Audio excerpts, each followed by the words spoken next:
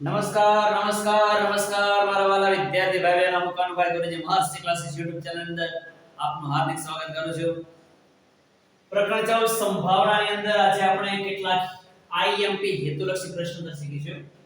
જો હવે શરૂઆતમાં જ આ ત્રણ જે એકાય બેઝિક ના પેપરની અંદર 2025 માર્ચ મહિનાની અંદર જે હેતુલક્ષી ત્રણ પૂછાયેલા છે સૌપ્રથમ એની ચર્ચા કરીએ. નંબર 1 સમતોલ પાસાને એક વખત ઉછાળતા મળતા શક્ય કુલ પરિણામોની સંખ્યા ખાલી જગ્યા છે.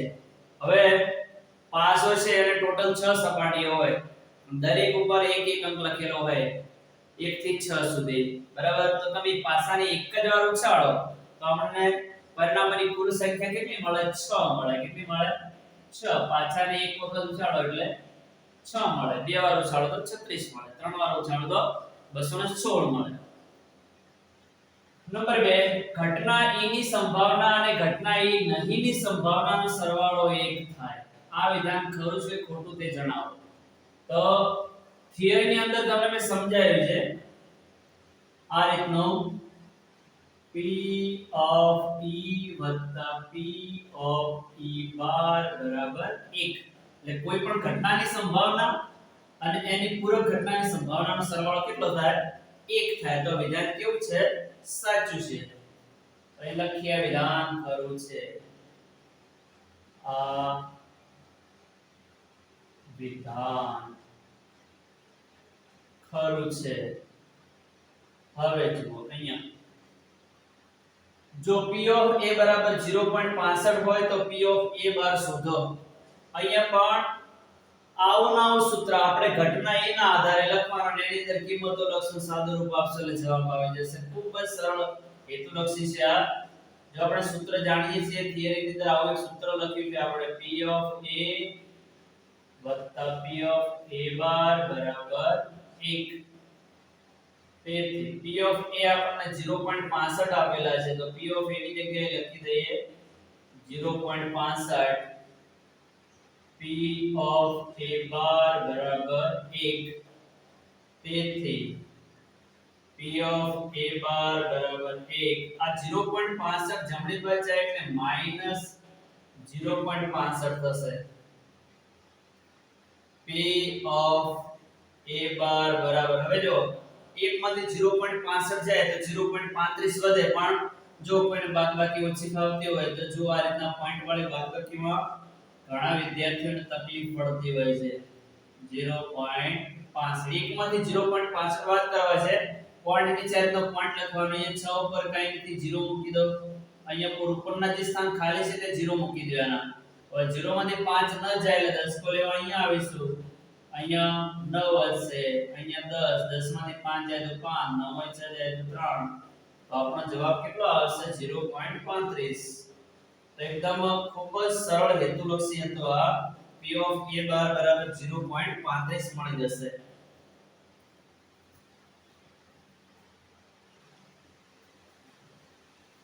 નંબર 4 કોઈ પણ ઘટના A માટે P of A bar P of A થાય. આ વિધાન ખરું છે કે ખોટું તે જણાવો.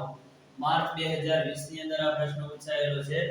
હવે જો આપણી પાસે એક સૂત્ર છે આવું P of A P of A બાર બરાબર 1. હવે જો અહીંયા સૂત્રની અંદર P of A P of A બાર નો સરવાળો 1 છે. હવે અહીંયા એવું છે કે P of A બાર જે છે P of A કરતા નાનો છે. હંમેશા નાનો ના હોય. જો એક નાનો હોય તો મોટો હોય ને આ મોટો હોય તો આ નાનો હોય. આપણે તો સરવાળો 1 જોઈએ છે. તો આ વિધાન કેવું છે? ખોટું છે. આમાંથી ગમે તે નાનું મોટું હોઈ શકે. સરવાળાથી મતલબ છે સરવાળો 1 થવો જોઈએ. ઘટના અને એની પૂરક ઘટનાનો સરવાળો કેટલો થાય? 1 થાય. એટલે અહીંયા કોઈ પણ સંભાવના નાની મોટી આવી શકે. તો આ વિધાન ખોટું છે.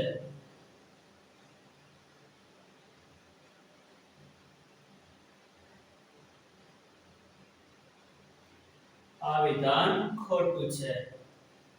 2020 ની સાલમાં 53 સોમવાર આવે તેની સંભાવના 3 સપ્તમાન છે. આ વિધાન ખરું છે કે ખોટું તે જણાવો. આમ પણ માર્ચ 2020 ની અંદર આ પ્રશ્ન પૂછાયેલો છે. જો હવે જ્યારે બિન લીપ વર્ષ હોય એટલે કે સાદું વર્ષ હોય ને ત્યારે 53 સોમવાર કે અઠવાડિયાનો કોઈ પણ વાર આવવાની સંભાવના કેટલી છે? એક સપ્તમાંશ છે. અને લીપ વર્ષ હોય જો આ 2020 નું જે વર્ષ છે એ લીપ વર્ષ છે, છેલ્લા બે અંકને 4 વડે તમે ભાગી શકો, 4 પંચ 20 આવે છે, તો આ લીપ વર્ષ એટલે 366 દિવસનું વર્ષ છે. આની અંદર ફેબ્રુઆરી મહિનો 29 દિવસનો હશે અને આની અંદર 53 સોમવાર આવવાની સંભાવના 2 સપ્તમાંશ આવે. કેટલી આવે? તો આનો જવાબ 2 સપ્તમાંશ આવવો જરૂરી હતો, પણ આની 3 સપ્તમ ક્યારે આવે જ નહીં. મહિનાઓની અંદર 5 વાર આવવાની સંભાવના, 5 રવિવાર આવવાની સંભાવના, 5 સોમવાર આવવાની સંભાવના કેવી હોય? તો અહીંયા જે 31 દિવસ વાળા મહિના છે એની અંદર 3 સપ્તમાંશ આવે. તો આ વિધાન પણ કેવું છે? ખોટું છે. અહીંયા 2 સપ્તમાંશ જવાબ આવવાની જરૂર હતી. તો 3 સપ્તમાંશની જગ્યાએ 2 સપ્તમાંશ લખી હોત તો વિધાન સાચું હોત, પણ આ વિધાન હાલ કેવું છે? ખોટું છે. આ વિધાન ખોટું છે. જો આના વિશે આજે કોઈ પણ મહિનાની અંદર અંગ્રેજી મહિનામાં 5 રવિવાર આવવાની સંભાવના, 5 સોમવાર આવવાની સંભાવના, આના વિશે આપણા આ ચેપ્ટરના પ્લેલિસ્ટ ની અંદર થિયરી ભાગ 3 ની અંદર બહુ ડિટેલમાં મેં માહિતી આપેલી છે, તો તમે આ વિડિયો જોયેલો ના હોય તો જોઈ લેજો. એટલે આમાંથી કોઈ પણ પ્રશ્ન પૂછાય એની અંદર તમે ફટાક કરતા 1 સેકન્ડ ની અંદર જવાબ આપી શકશો. એટલે વિડિયો ખાસ જોઈ લેજો. હવે જો p of a minus p of a બાર બરાબર 0.2 હોય તો p ઓફ a શોધો.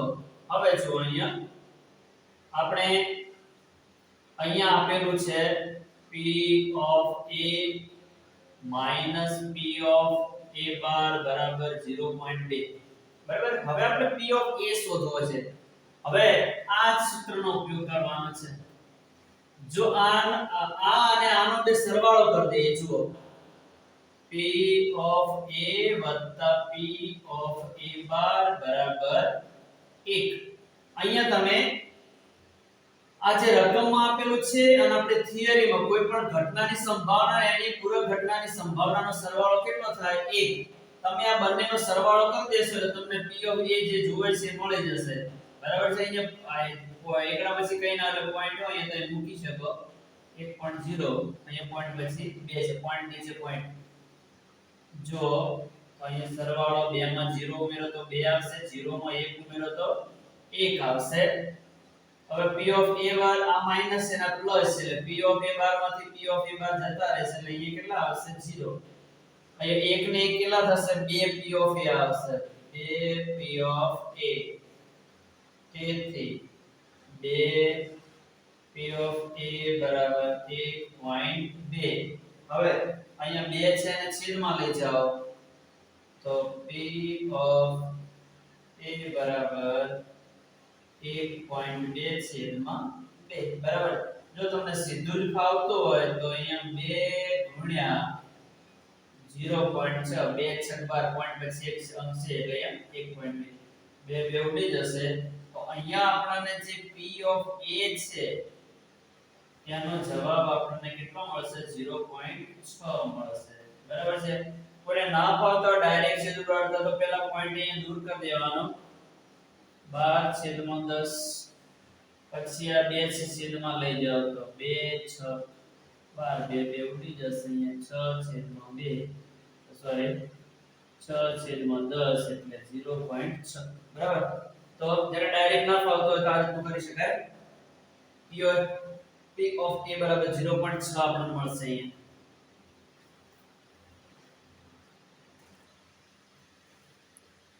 નંબર 7 જાન્યુઆરી મહિનામાં 5 રવિવાર હોય તેની સંભાવના ખાલી જગ્યા થાય. હવે જુઓ આ ખાલી જગ્યા છે એનો જવાબ કઈ રીતનો આવે? હવે તમને સમજાવેલું છે કે જ્યારે 28 દિવસનો મહિનો હોય તે અંદર 5 રવિવાર આવવાની સંભાવના 0 હોય. 29 દિવસનો મહિનો હોય તો એની અંદર 5 રવિવાર આવવાની સંભાવના 1 સપ્તમાંશ. 30 દિવસનો મહિનો હોય તો 2 સપ્તમાંશ અને 31 દિવસનો મહિનો હોય તો 3 સપ્તમાંશ. તો અહીંયા જાન્યુઆરી મહિનો જે છે 31 દિવસનો આવે. તો એની અંદર 5 રવિવાર આવવાની સંભાવના 3 સપ્તમાંશ આવશે. 80 ગુણના ગણિતના પેપરમાંથી આરાધ્યાને 80 ગુણ આવવાની સંભાવના ખાલી જગ્યા છે. હવે જો 1 થી માંડી 80 જે છે કુલ 80 કોઈને 0 પણ આવે 80 માંથી તો પરિણામોની કુલ સંખ્યા 81 થશે. કેટલી થશે? 81. બરાબર. તો છેદની અંદર 80 નહીં પણ 81 આવશે. એટલે જો 0 થી 80 સુધીમાં 80 કેટલી વાર આવે? એક જ વાર આવે. તો અહીંયા અંશની અંદર 1 આવશે. તો 80 ગુણના ગણિતના પેપરમાં આરાધ્યાને 80 ગુણ આવવાની સંભાવના કેટલી આવશે? 1/81. 0 આવવાની સંભાવના પણ 1/81. 1 આવવાની સંભાવના પણ 1/81. 2 આવવાની સંભાવના પણ 1/81. કારણ કે દરેક અંક દરેક સંખ્યા એક વાર આવેલી છે એટલે 1/81. 1 થી 100 સુધીમાં એક સંખ્યા યાદચ્છિક રીતે પસંદ કરતા તે સંખ્યા અવિભાજ્ય સંખ્યા હોય તેની સંભાવના ખાલી જગ્યા છે. બરાબર. હવે 1 થી 100 સુધીમાં તો ટોટલ અહીંયા જે પરિણામોની કુલ સંખ્યા છે 100 થશે. હવે 1 થી 100 સુધીમાં અવિભાજ્ય સંખ્યાઓ કેટલી આવેલી તમને ખબર હોવી જોઈએ. તો 1 થી 100 સુધીમાં કુલ 25 અવિભાજ્ય સંખ્યાઓ આવેલી છે. જે સંખ્યાના ફક્ત બે જ અવયવો હોય તે સંખ્યાને અવિભાજ્ય સંખ્યા કહેવાય. તો 2 3 5 7 11 13 17 19 23 29 આ રીતના છેક 100 સુધી જશો તો તમને ટોટલ 25 અવિભાજ્ય સંખ્યાઓ મળશે. આનો છેદ ઉડે છે તો 25 એકા 25 આમ 25 ચોક 100 25 25 ઉડી જાય એટલે 1/4. તો અહીંયા તમારે 1 થી 100 સુધીમાં અવિભાજ્ય સંખ્યા આવવાની સંભાવના કેટલી મળશે? 1/4 મળશે. હવે જો નંબર 10 જેનો જન્મ થાય છે તેનું મૃત્યુ નિશ્ચિત છે. આ ઘટનાની સંભાવના ખાલી જગ્યા છે. હવે જો જે વ્યક્તિનો જન્મ થાય છે એનું મૃત્યુ થવાનું છે. બરાબર છે. તો આ ઘટનાને આપણે કેવી ઘટના કહી શકીએ? નિશ્ચિત ઘટના અથવા તો ચોક્કસ ઘટના કહી શકીએ.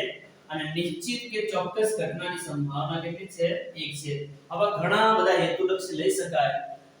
જેટલા બને એટલા વધુ હેતુલક્ષીની પ્રેક્ટિસ કરવાની એટલે હેતુલક્ષીને આપણે સારા ગુણ મળી જાય. વિદ્યાર્થી મિત્રો, હજુ તમે મારી ચેનલને સબસ્ક્રાઇબ ના કરી હોય તો સબસ્ક્રાઇબ કરી દેજો. બેજો પ્રકરણ 1 2 3 પાંચમું અને આ ચેપ્ટર સંભાવના. આ જે પ્રકરણો છે એની થિયરી અને સ્વાધ્યાયના બધા જ દાખલા પ્લેલિસ્ટમાં મૂકી દીધેલા છે. તો તમે એ વિડિયો જોઈ અને દાખલા શીખવાનો પ્રયત્ન કરજો. અને હજુ મારી ચેનલને સબસ્ક્રાઇબ ના કરી હોય તો વિદ્યાર્થી મિત્રો મારી ચેનલને સબસ્ક્રાઇબ કરી દેજો. Thank you very much. ખૂબ ખૂબ ધન્યવાદ. જય મા સરસ્વતી.